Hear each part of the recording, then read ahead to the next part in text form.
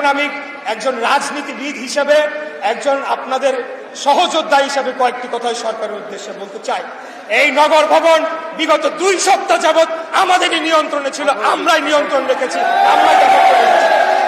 এই শপথ কার্যক্রম যদি তারা নাও করায়, আমি গিয়ে আমার চেয়ারে বসতে পারি, 2 মিনিটও লাগবে না। ঢাকা শহরের জনগণ বারে বারে আমাকে আহ্বান জানিয়েছে, কেন আমি শহীদ মিনারে গিয়ে ঢাকাবাসীকে সাথে নিয়ে শপথ করে দায়িত্ব পালন বা দায়িত্ব গ্রহণ আমি নিজেই কেন নিয়ে নিচ্ছি না। তখন আমরা বলেছি, যেহেতু আমরা একটা নিয়মতান্ত্রিক রাজনৈতিক দল, আমাদের দলের পক্ষ থেকেও আমাদের নেতা বিশেষ করে জনাব সালাউদ্দিন আহমেদ বারবার বিভিন্ন পর্যায়ে যোগাযোগ করেছে। আমাদের আইনজীবী নেতা যারা রয়েছেন, barrister Mahbubuddin Khokon, barrister Kaiser Kamal, barrister Kajol সহ সবাই বারবার নির্বাচন কমিশন এবং স্থানীয় সরকার মন্ত্রণালয়, আমাদের সাবেক সচিব জনাব মুশফিকুর রহমান সাহেব রয়েছেন, ওনারা বারবার আমাদের পক্ষ থেকে যোগাযোগ করেছেন। কারণ আমরা নিয়মতান্ত্রিক রাষ্ট্র পরিচালনায় বিশ্বাসী, আমরা চাই না কোনো ধরনের একটা বাজে উদাহরণ সৃষ্টি হোক। কিন্তু এই সরকারকে এখন বাধ্য হয়ে বলতে হচ্ছে, আপনারা যদি অবিলম্বে শপথ গ্রহণের অনুষ্ঠানের ব্যবস্থা না করেন, তাহলে ঢাকা শহরের দক্ষিণের ভোটারদেরকে সাথে নিয়ে আমি নিজেই শপথ করে আমি আমার চেয়ার গ্রহণ করব এবং নগর ভবন কিভাবে চলবে সেটা ঢাকাবাসী নির্ধারণ করবে। কোন বহিরাগত উপদেষ্টা বা বহিরাগত কোন প্রশাসক দিয়ে এই নগর ভবন পরিচালনা করতে দেওয়া হবে না, হবে না, হবে না। এটাই আমাদের শেষ কথা, এটাই আমাদের শেষ বার্তা। আমি সর্বশেষ যে কথাটি বলতে চাই, আপনারা জানেন যে আমাদের সামনে ঈদ, কোরবানির ঈদকে সামনে রেখে জনভোগান্তির কথা এবং জনগণের যাতায়াতের কথা মাথায় রেখে চিন্তা করে আমরা আমাদের বর্তমান যে নগর ভবন অবরোধ এবং ঘেরাও যে কর্মসূচি, সেটাকে কিছুটা শিথিল এবং কিছুটা বিরতি নেওয়ার সিদ্ধান্ত নিয়েছি।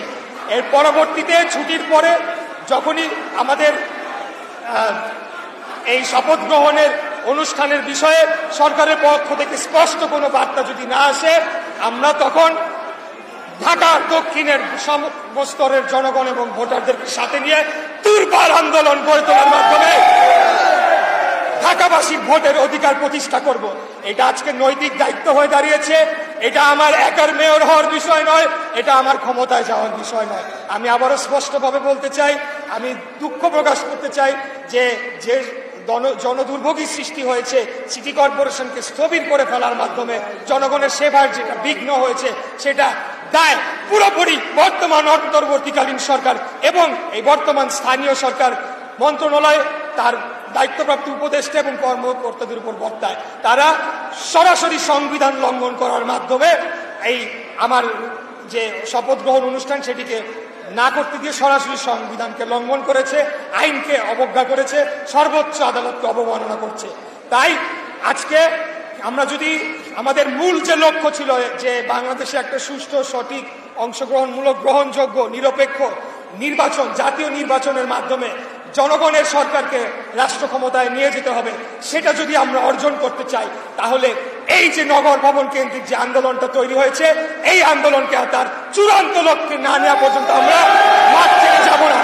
এবং আমরা স্পষ্ট ঘোষণা দিতে চাই, কোন বহিরাগত প্রশাসক, কোন বহিরাগত উপদেষ্টা কাউকে এই নগর ভবনে প্রবেশ করতে দেওয়া হবে না। এটা আমাদের সিদ্ধান্ত এবং সেটা বাস্তবায়ন করার জন্য আমি নগর ভবনে ঢাকা সিটি দক্ষিণ কর্পোরেশনের সর্বস্তরের কর্মকর্তা কর্মচারী বৃন্দ সহ এখানে উপস্থিত সকলেই যারা এক একজন দীর্ঘ 5 বার 6 বার নির্বাচিত কাউন্সিলর, ওয়ার্ড কমিশনাররা রয়েছে, সব ঢাকার ভোটাররা আমরা এখানে রয়েছি।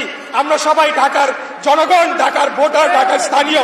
অতএব আমাদের নির্দেশনা ছাড়া এই নগর ভবন বহিরাগত দিয়ে আমরা চালাতে দেব না। এই অন্তর্বর্তীকালীন সরকারকে বুঝতে হবে যে এখন পর্যন্ত আদালতের রায়ে এবং জনগণের ভোটে নির্বাচিত মেয়র হিসেবে ধানের শীষের প্রার্থী ইশরাক হোসেনি বহাল রয়েছে। অতএব যা কিছু করতে হবে আমাদের অনুমতি নিয়ে, আমাদের সিদ্ধান্ত অনুযায়ী করতে হবে। প্রয়োজনে আমরা প্রশাসক বসাবো, প্রয়োজনে আমরা ওয়ার্ডে ওয়ার্ডে প্রশাসক বসাবো। যতদিন না পর্যন্ত আগামী নির্বাচন অনুষ্ঠিত হচ্ছে, ততদিন পর্যন্ত আইনগতভাবে সর্বোচ্চ ক্ষমতা এই নগর ভবনের যে সকল কার্যক্রমের অধিকার একমাত্র কেবল আমাদের কাছেই রয়েছে। এটাই হলো আমাদের বার্তা, এটাই হলো আমাদের শেষ কথা। আমরা আন্দোলন ছেড়ে যাচ্ছি না, এই আন্দোলন চলমান থাকবে ইনশাআল্লাহ। আপনারা দেখছেন প্রবাস বার্তা।